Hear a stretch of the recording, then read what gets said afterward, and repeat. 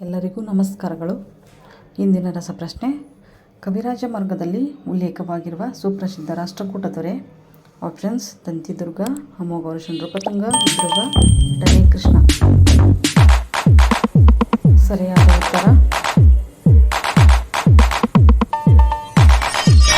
ಅಮೋಘವರ್ಷ ನೃಪತುಂಗ. ನಂತರದ ಪ್ರಶ್ನೆ: ಕವಿರಾಜ ಮಾರ್ಗದ ಕರ್ತೃ. ಆಪ್ಷನ್ಸ್: ಶ್ರೀ ವಿಜಯ, ಎರಡನೇ ಕೃಷ್ಣ, ಬಾಣಭಟ್ಟ, ಪಂಪ.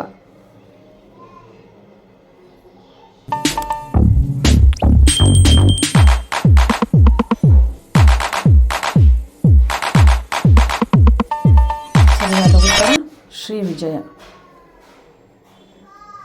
ನಂತರದ ಪ್ರಶ್ನೆ: ಕನ್ನಡದ ಮೊದಲ ಗದ್ಯ ಕೃತಿ. ಆಪ್ಷನ್ಸ್: ಕವಿರಾಜ ಮಾರ್ಗ, ಶ್ರೀರಾಮಾಯಣ ದರ್ಶನಂ, ಸಿದ್ಧರಾಮ ಪುರಾಣ, ವಡ್ಡಾರಾಧನೆ.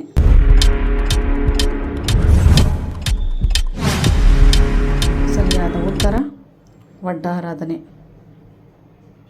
ನಂತರದ ಪ್ರಶ್ನೆ: ವಿಕ್ರಮಾರ್ಜುನ ವಿಜಯ ಗ್ರಂಥ ರಚನೆಗೊಂಡಿರುವ ಕಾವ್ಯ ಸ್ವರೂಪ. ಆಪ್ಷನ್ಸ್: ಕಂದಪದ್ಯ, ಸೂತ್ರ, ಷಟ್ಪದಿಗಳು, ಚಂಪೂ ಕಾವ್ಯ.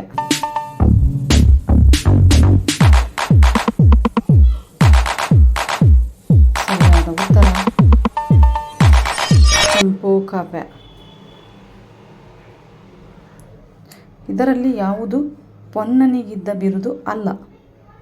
ಕವಿ ಚಕ್ರವರ್ತಿ, ಉಭಯ ಚಕ್ರವರ್ತಿ, ಕನ್ನಡ ಕಾವ್ಯ ಪಿತಾಮಹ, ಕುರುಳ್ಗಳ ಸವಣ.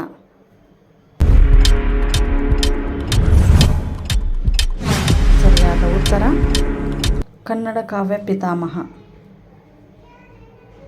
ದೀನಶಾಂತ ಎಂದು ಕರೆಯಲ್ಪಡುವ ರನ್ನನ ಕೃತಿ.